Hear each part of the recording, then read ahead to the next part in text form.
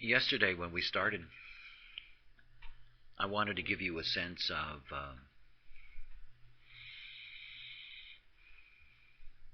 the quality of the basic theme of what it is to be a projector, which is the theme of recognition. You know, when you look at all the other types, there really isn't anything that's like that. That is, it's the only thematic of a type that points specifically towards awareness and intellectual development. And I think it's one of the real dilemmas that projectors have, particularly projector children who are raised incorrectly and all the things that go with that, is not being able to see your proper place on the material plane. I think it's one of the most difficult things for projectors, is to find their place on the material plane. I mean, after all, we live on a planet that's dominated by energy types, and specifically by generators. And generators are here to work. I mean, this is what they're here for. This is what that energy is all about. It becomes the dynamic theme of the way in which sort of generators brought Calvinism. It's the generator frequency of working hard and being satisfied in your work and enjoying the rewards of your hard labor. And it's really what has infected humanity. That is, the rest of us who are not generators, and I can include myself because I'm a manifestors, projectors, reflectors, we have undefined sacral centers. We incarnate onto the planet. We come out of the womb, and there's already, help wanted and job direction signals that are immediately placed in front of us. And there's this incredible shock that goes through the projector and goes through the manifestor or reflector when they actually enter into the world. I mean, you come into the world with the assumption that you're just going to slide along, because that's what it is to be non-sacral. You're here to just slide along. Life is very nice. I mean, if you think about the non-sacral being is here to know how to enjoy life. The sacral being is here to work. The work is the enjoyment. The work is the satisfaction. But for the rest of us, the work is the burden. I mean, it's a real burden.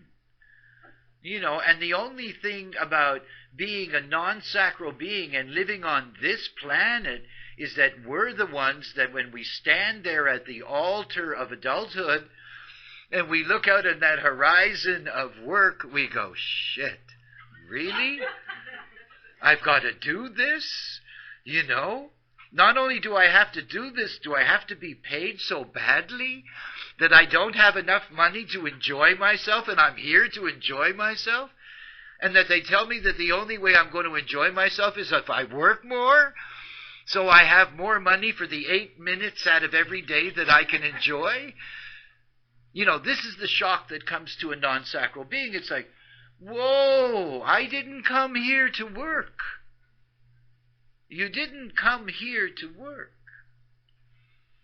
You didn't come here to be a slave on the material plane. You did not. You did not come here to be burdened by the ordeal of work. Getting up in the morning, all of those horrendous things that you have to do, waiting for a paycheck, seeing that most of it has been taken by some government somewhere. This is horror for a projector. I mean, horror. Projectors basically, if you could tune into what they thought they were going to get when they arrived here, it would look very different. They would say, I have 3 generators, they work. And I'm going to sit here and I'm going to guide them in my wisdom so that they get real satisfaction out of their work, and they're going to pay me whatever I like. Because this is fundamentally what projectors are all about. Look, you're not here to put your shoulder to the wheel. This is generator work. All right? You grind away and you build things and all that stuff. But then again, they've got this very powerful motor that defines what they are. It does. We don't have that. And what you have as projectors is that you only have one thing that gives you that gateway to not being a slave.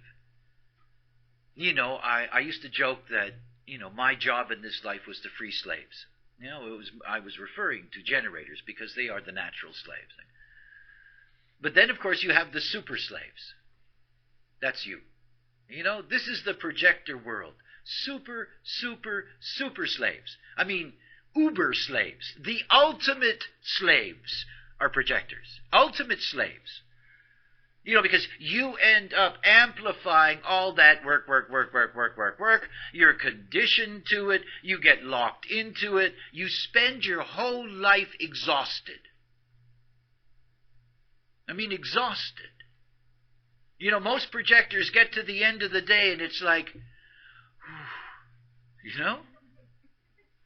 You know, can I have a break here? You know, can I have a really long break? And you're too exhausted anyway. You end up going to sleep and wake up to the horror that you've got to do it all over again. And there is nothing more dangerous for projectors than exhaustion. You're not here to work. You're not. This is not what you're about. You're here to think. You're here to see. You're here to express an outer authority that provides guidance. You're here to organize energy. You're here to guide energy. And you're here to get rewarded for that. You're not here to be the worker. You're not. And you see, it's like if you go back to, you know, Hindu Brahmin India. You know, you go back to that whole tradition. They developed a caste system, which wasn't particularly racial as a caste system. It was occupational. You know, you had certain hierarchies. You know, every caste had its own job that it did. You know, this is the way it worked. You're a caste. You know, this is the projector caste, and you all should be raised from the moment you come into the world to be guides. You know, from the moment that you come into the world to be trained to take supervisory management positions.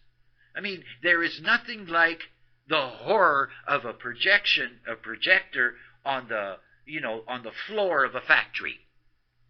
I mean, wow. You know, maybe 25 years of horror later, they might get to middle management and suddenly have, you know, a certain kind of relief, you know, that they're in that, they finally made their way out of that morass. I see projectors, you know, with their businesses and their, you know, their stuff, they drive themselves mad.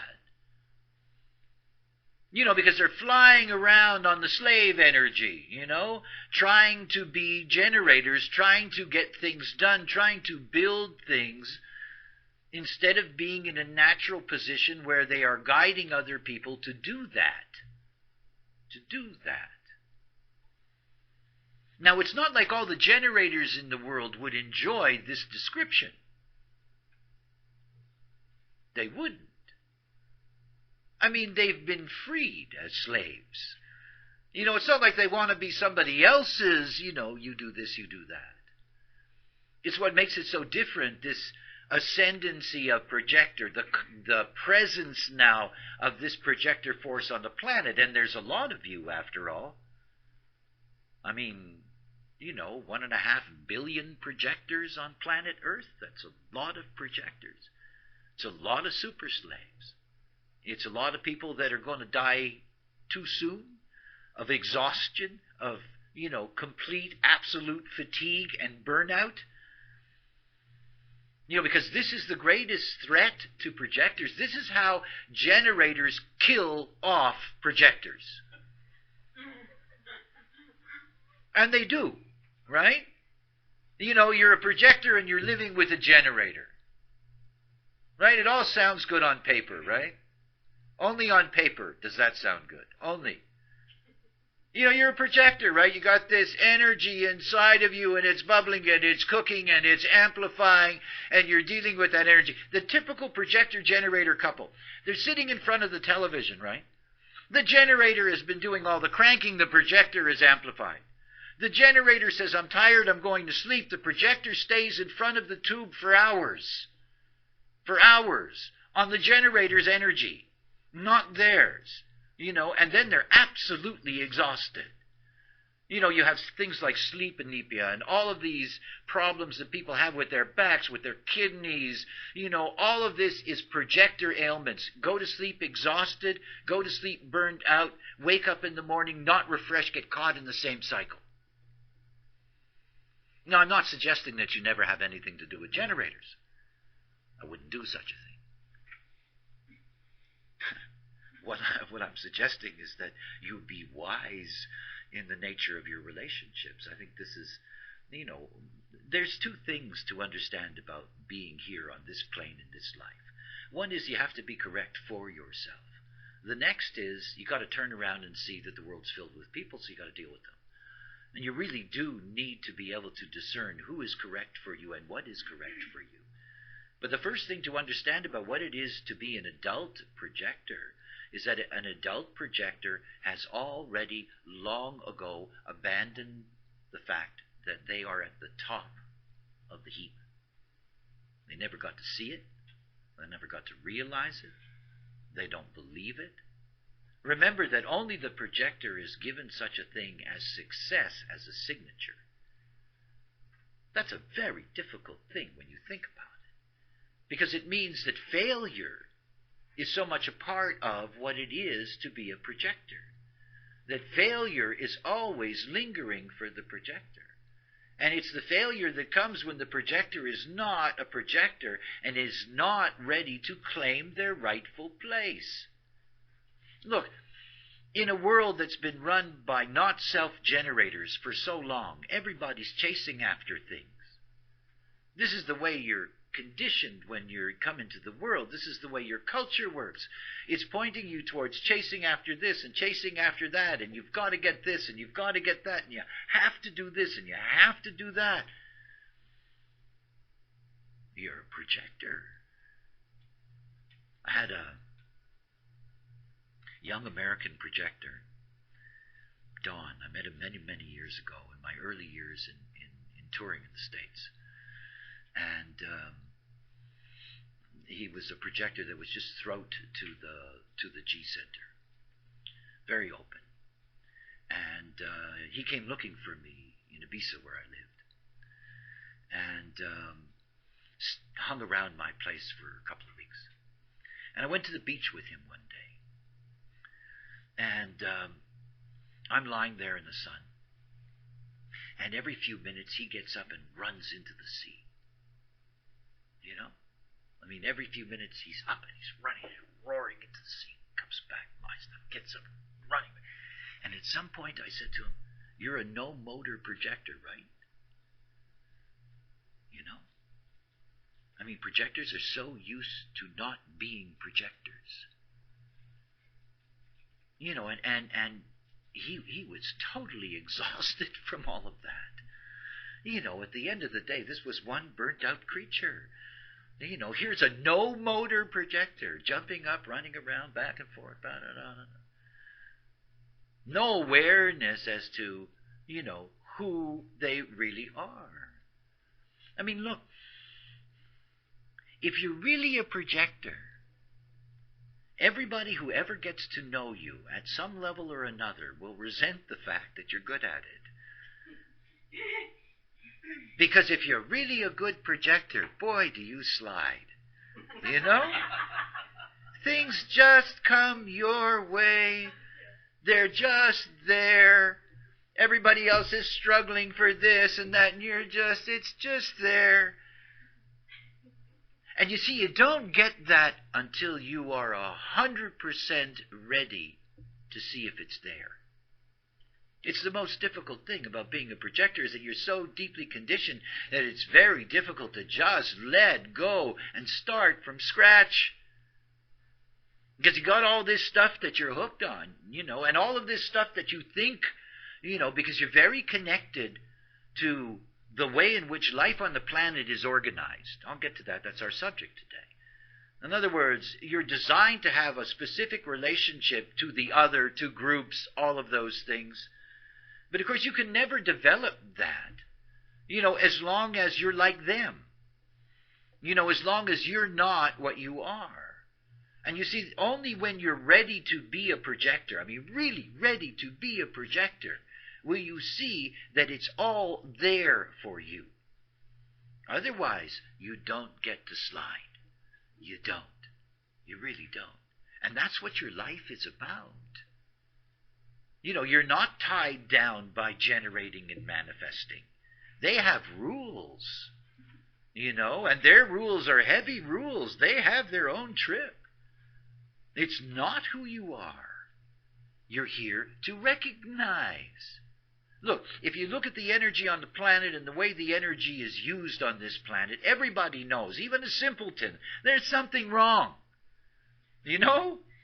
I mean, you don't have to be a political scientist to understand that there's something wrong the way in which all of this is working.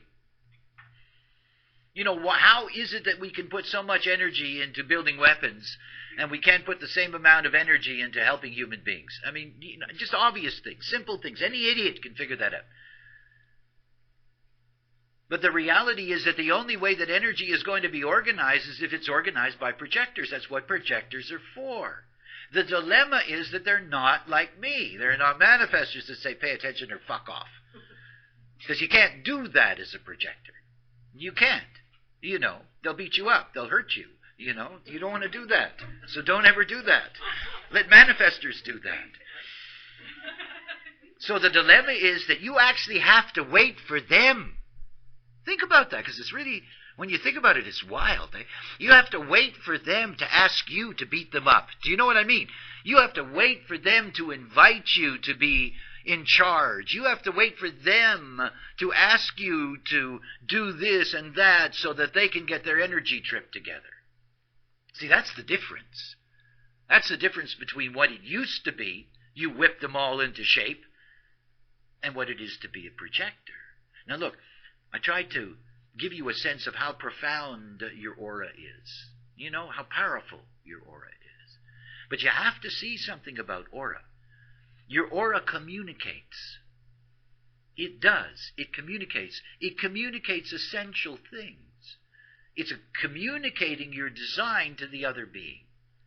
You know, so let's say that you're a projector that has some tribal activation, and, you know, there is obviously a part of you that can guide the way energy works in those environments. It's in your aura. I mean, it's not like you have to put your hand up in the air and say, I've got the 4037, and I'm a projector, and, you know. You don't do that. It's there. And if they don't pick it up, so what? You know, they're never going to be for you. Again, remember that you can't get into I missed it business. You know, if you're going to be an entrepreneur and you're going to be a manifester, it's easy. No, really. Manifestors are perfect for entrepreneurialism. You know, get up, get it done, go out there, blah, blah, blah. Most of the entrepreneurs in the world are generators, and they're always in trouble. You know, because they're always trying to manifest something. They're always trying to make it happen. And then there's the projectors. You know, if you don't have your own built-in energy, you always owe somebody money. Projectors and business, when you're not carrying your own energy, and you're going to try to do something on your own, and you're going to try to make things happen, everybody else owns you. The bank owns you, your employees own you, your partners own you, everybody owns you. You see, to be a projector is something very different. It has nothing to do with this whole energy manifestation on this plane and the way in which the wheel gets turned by the energy types. Because after all, we're 75% of humanity. We're cranking all the time. And the real dilemma is that all that generator power, you know, there is so much wastage that is there in the energy. It's enormous. And here are all these projectors going around and looking at all of this and hating it because they see it. You know, and they can't tell these people because they get resented for it. You know, they can't at all. You know, and if you try too hard, you know what comes back. It's a hell of a backlash that you're going to get. You know, what do you know? You're not working, you know. See, if you don't start from the core of what you are, you're always going to be in the not-self game and never get out. See, one of the things about the knowledge that I've seen over these couple of decades now that I've been doing this, unless you take a radical approach, you never get a radical result. You know, if the approach is, gee, that's interesting, and I'll try this, and it's nice to know this piece of information, and, you know, human design can be very informative. It gives you insights into fundamental things. But it doesn't mean just because you know what this is that you're going to live your life as yourself. It doesn't mean being interested in this information means that you're going to wake up or be aware. It doesn't mean any of that. It's just another thing, after all. It's like all things.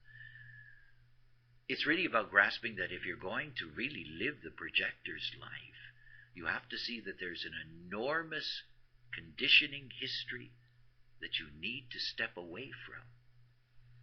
And it's not about cutting yourself off from those people that are in your life, been in your life, any of those things. It's about seeing that if you actually become a projector, you will have your own, filtering system that will ultimately filter out what is not correct for you. But, if you don't surrender to being a projector, you never get to be a projector. You don't.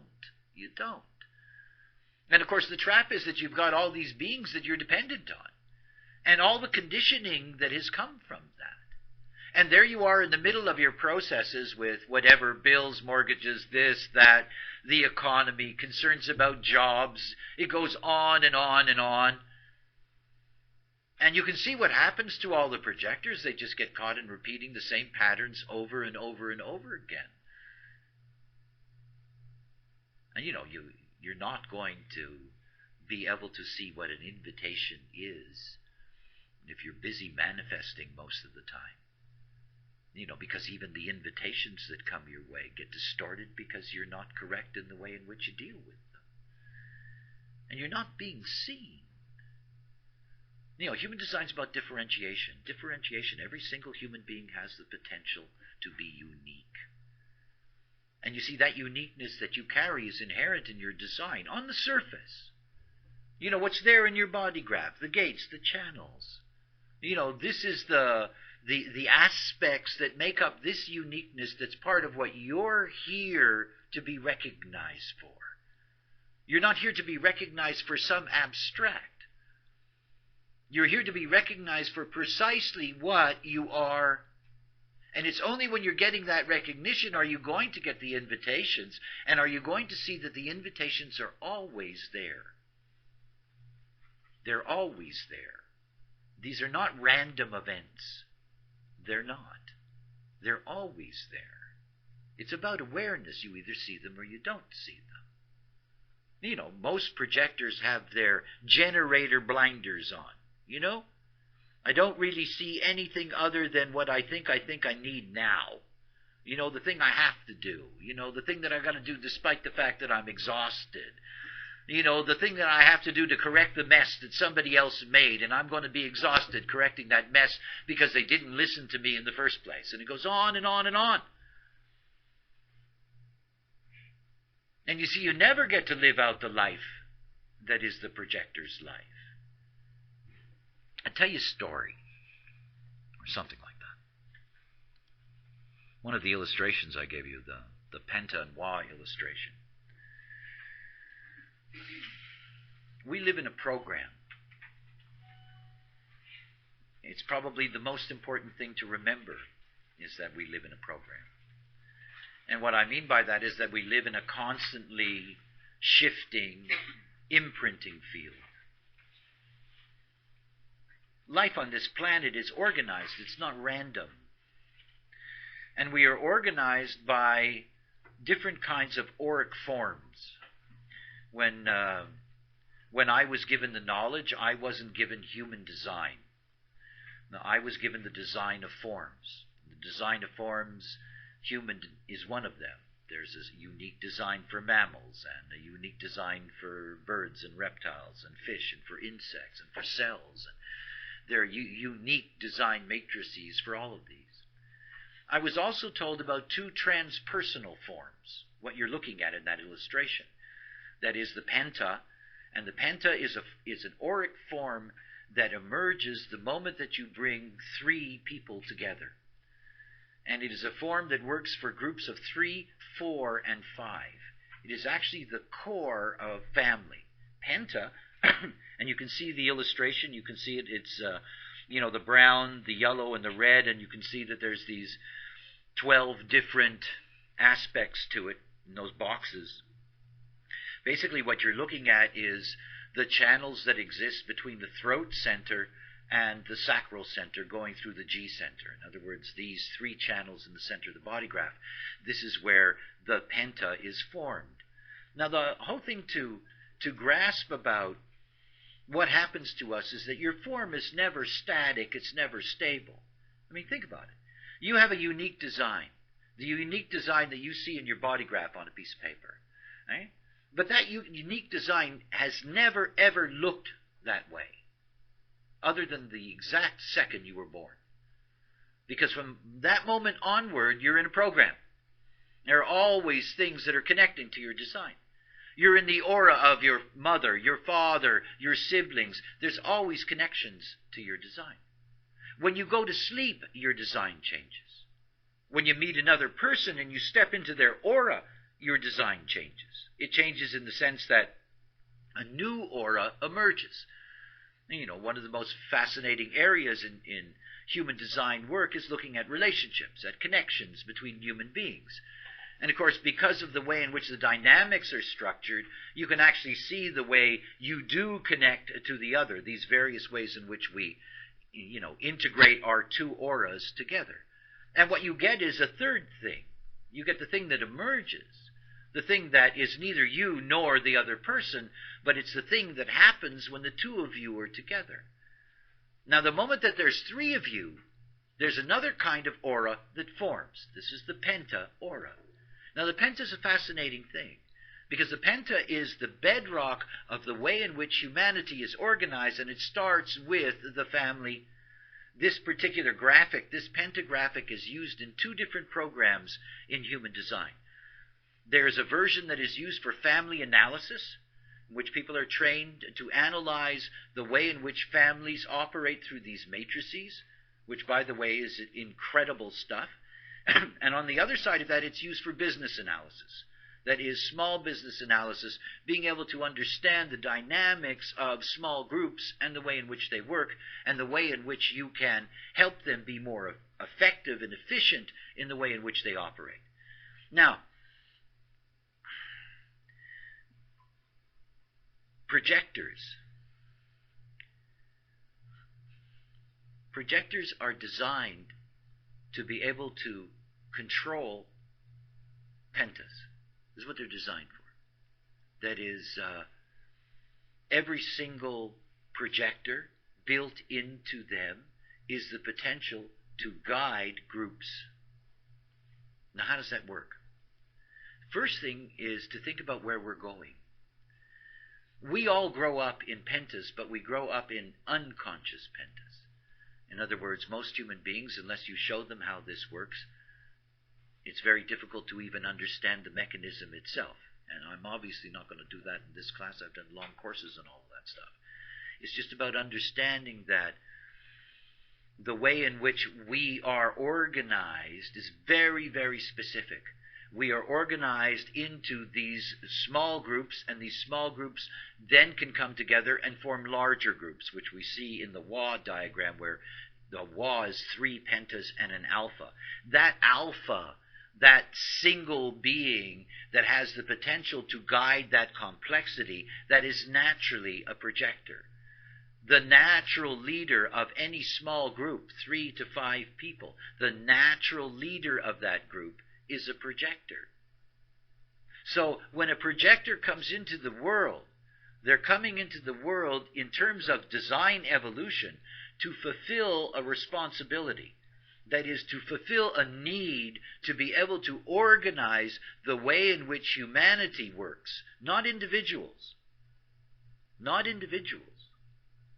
You know, if a projector is going to bring Satori to the other.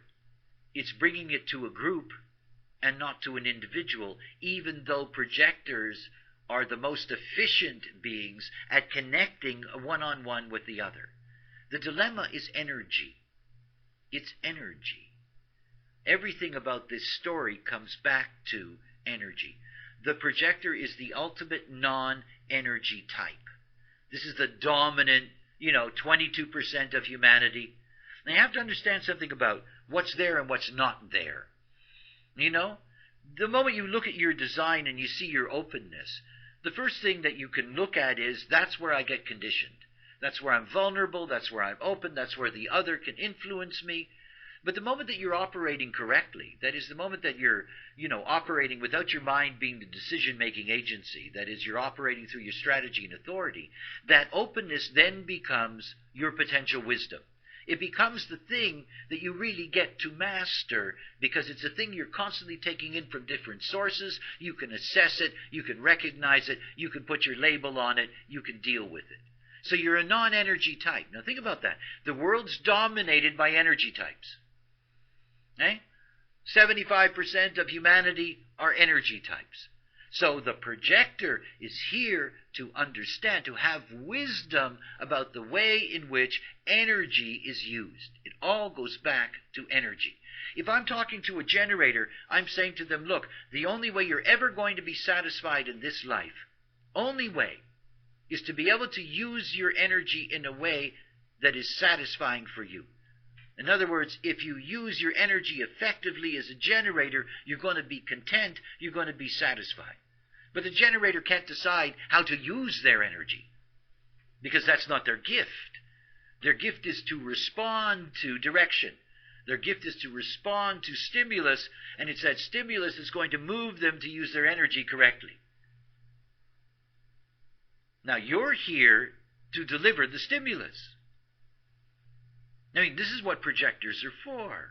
See, most projectors end up struggling in the whole ladder business.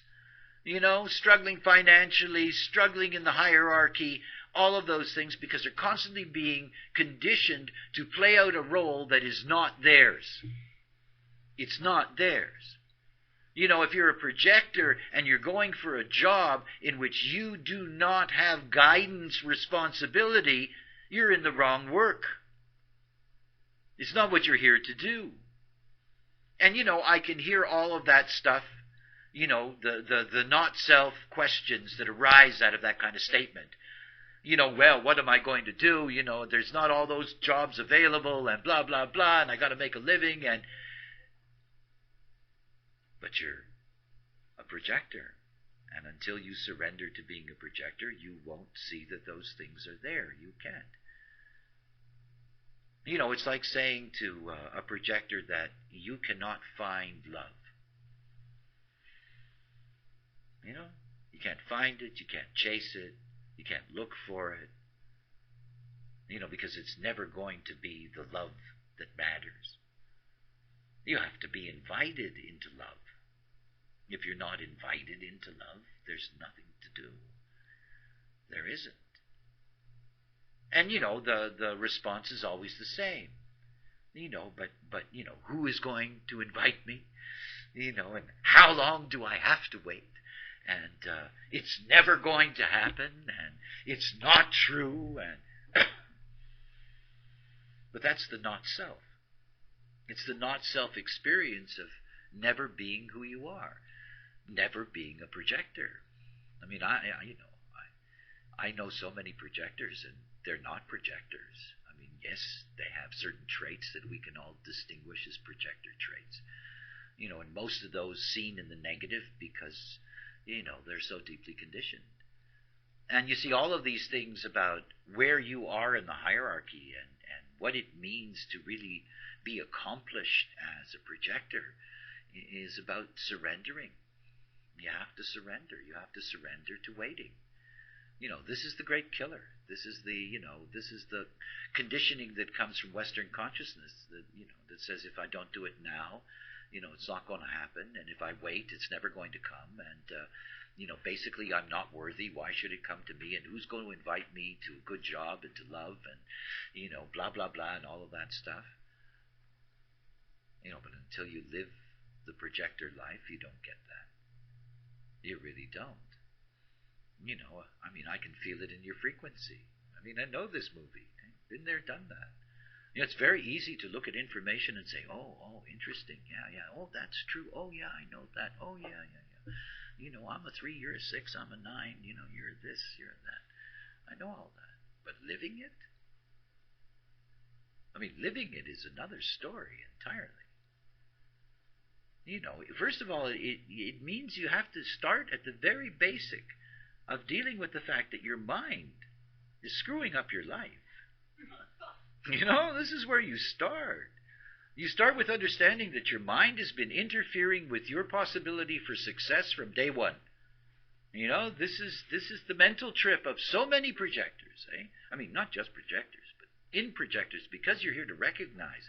It gets so convoluted and distorted in the way in which you go through all these mental machinations over all of these minutiae in your process. And most of it because they're things that, you meet resistance. Projectors meet resistance all the time. All the time. Get into the elevator with a generator who doesn't know they're a generator. Say something to them, and they'll immediately show you resistance. Instantaneously. What are you putting your energy in me for? Back off. Until you really live what it is to be a projector. And the only way that you can do that, number one, is your mind has to stop ordering you around. Because that's what it's doing. It orders you around. It's this thing that doesn't know 18 black from 14 blue. It doesn't know. It's not going to give you the answer. Your mind is never going to give you your answer. It doesn't do that. It doesn't know what it is anyway. And isn't going to find it out. All it can do is go like this. There's this and there's this. There's this and there's that. This is the mind. It isn't going to do anything else for you. And the way in which human beings operate on this plane is that they take what their mind says. Oh, we shouldn't do that today. And then the next thing they're doing is calling somebody up and canceling. If your mind runs your life, you're never, ever going to know success. You can't. It's not its job. And all your mental stuff does is it sets you up into situations where you've got to find energy that you don't have in order to be able to deal with problems you didn't want. And the years that it takes you, bad marriages, bad investments, it goes on and on and on. And then you get, and it's not like when your mind tells you to do something and it all goes to hell, that you suddenly decide that your mind isn't going to do that for you anymore. Because that's just what it does. It will tell you some other cockamamie thing to do. And off you go, well, this time. Until the bitterness gets so heavy, and you get so sour about all of that, that you basically give up. You just find some place to be a slave, and you just spend the rest of your life being a slave. Making somebody else successful, having somebody else take, your auric power and convert it into their process. You don't want that. Yet at the same time, to be a projector is actually a deeply radical thing. It is. See, until you get to the point where you're ready to die of boredom, waiting for something to happen, only when you can make that step, only when you're ready to just say, if it all falls apart, I'll deal with it, just watch the movie and see what comes to you. Otherwise, it amazes me. I get so many people who have relationships one way or another to the New Age. And all these fuzzy people, they're always talking about spirituality and surrender and all of this stuff.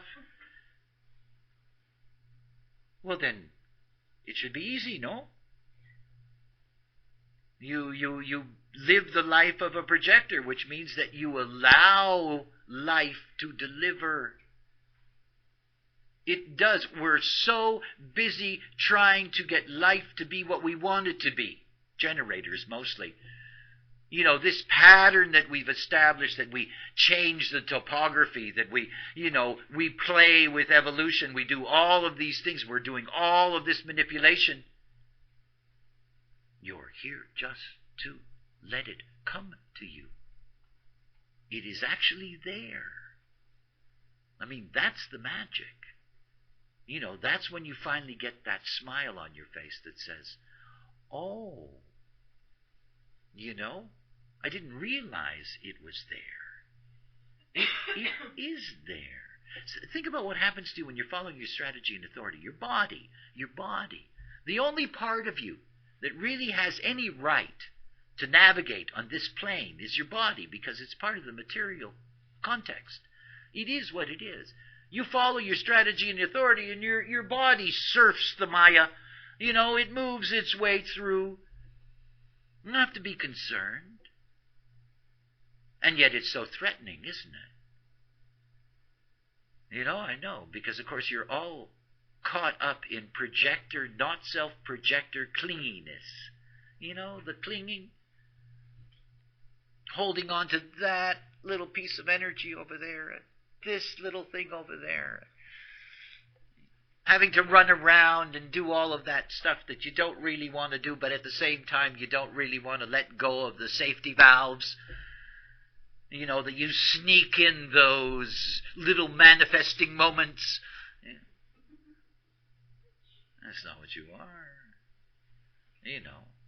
And that's the killer, because you're either going to be a projector or not. You're either going to live what it is to be a projector or not. There's no middle ground. Honestly, there is absolutely no middle ground. There's one or the other. And you see, if you're going to actually claim your place in the hierarchy, that's the only way you get there. And it's only in that place that others are actually going to recognize you. See, you can't escape that. You can't. Projectors are always being recognized, but a fucked up, messed up projector is always recognized as a potential slave. And it's not that the other person has to have that kind of consciousness or awareness. It just feels that way. They get it. And then you get locked into the bonds because of the way you were. I mean, think about what a trap it is to be a projector with your focused aura on somebody. The assumption is that focused aura is actually a bond. To the other person it feels like a bond. To the other person it's like, wow, I'm getting all this attention. They really connected to me, and I mean, I want them around. I'll find something for them to do, Don't you get trapped in your own design? You have to see what your aura does, is that your aura is your business card, I'm a projector, I have this channel, this is what I'm good at, this is what I'm recognized for, this is what I would like to do. You invite me to this and I'll say yes. Without you having to do anything. Without you having to stand up like a manifester and say, I'm here. It comes to you.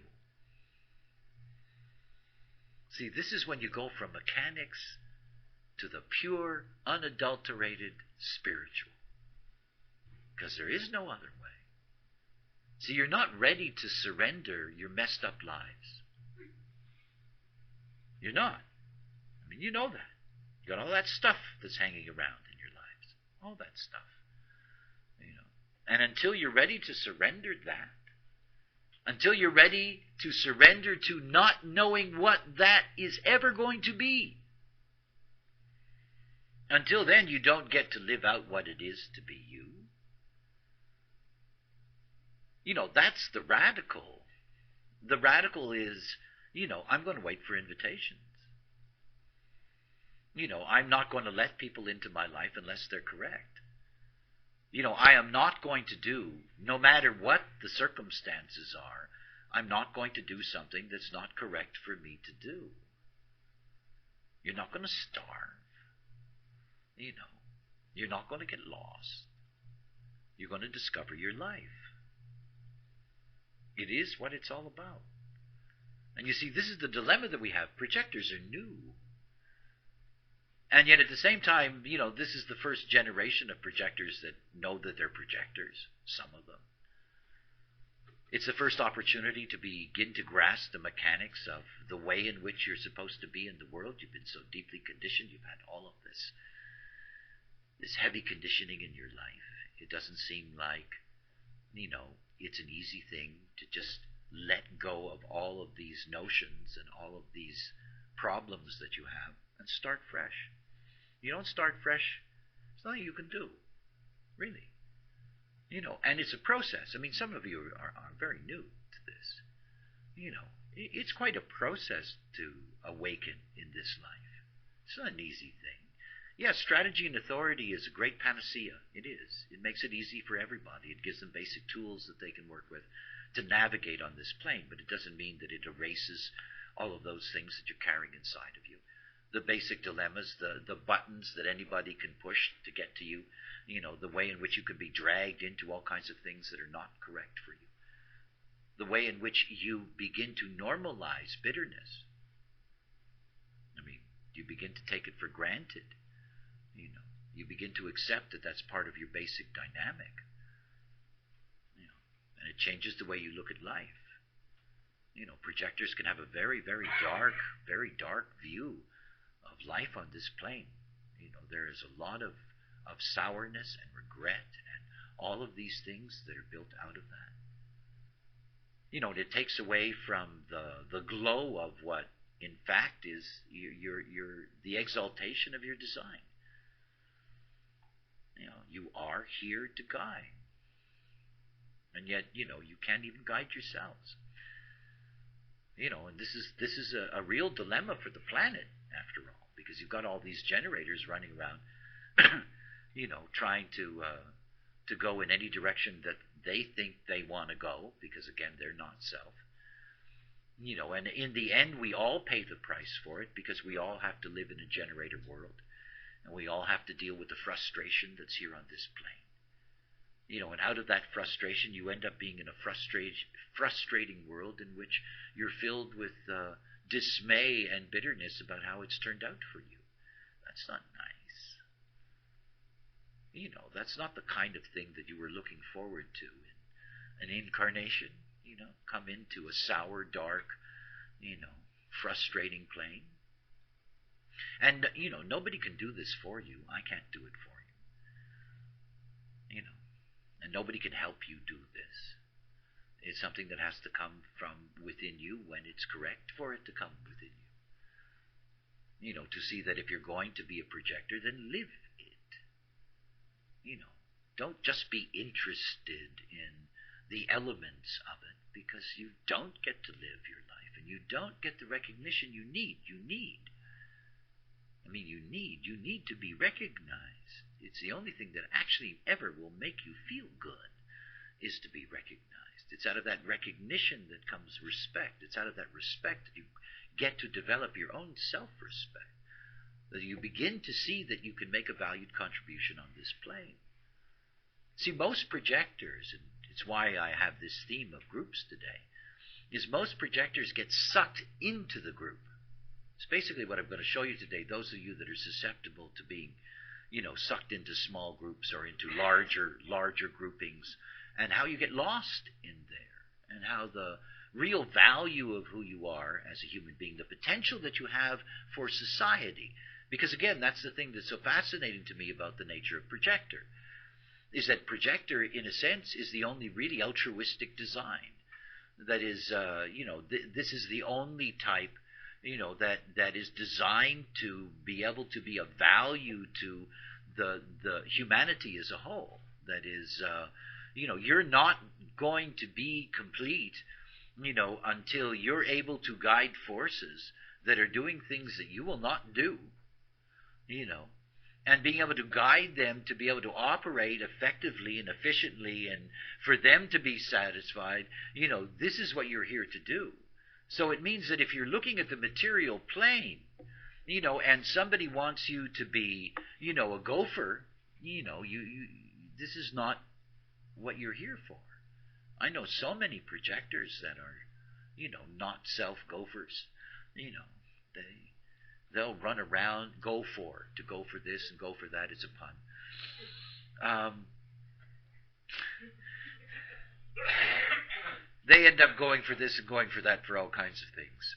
And it's not where you belong. And you see, most people, when you think about it, most people are afraid to make any demands. Have you ever noticed that? You want a job, right? You don't have a job. You need money. You go into some place that, job opportunity. It's not like you go in there with any demands.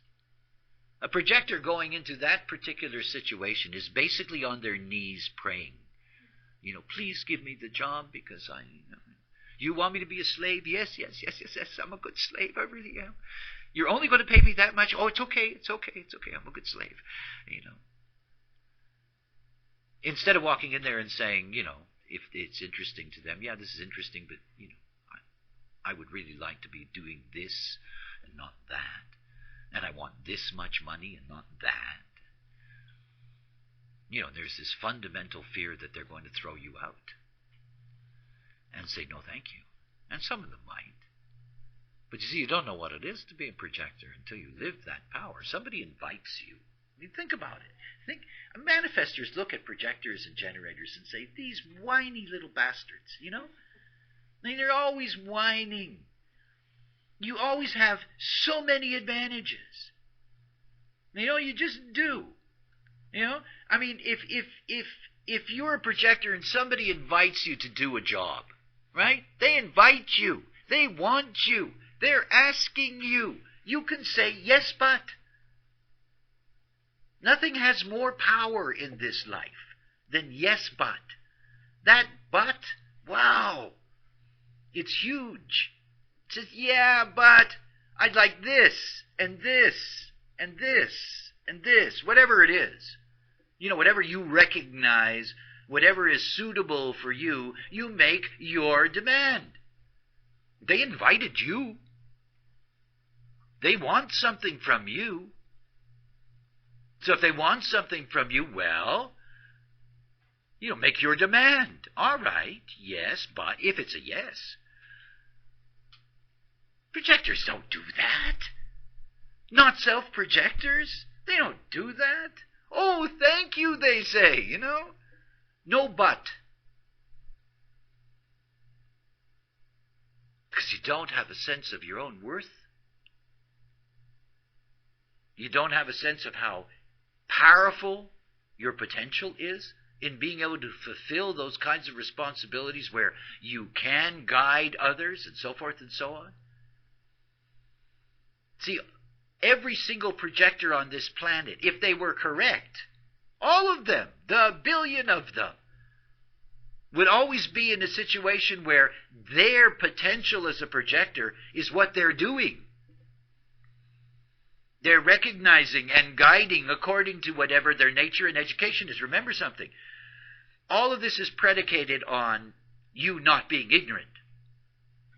Remember, if you're a projector, there's a job that has to do with a certain work skill, whatever kind of skill is involved.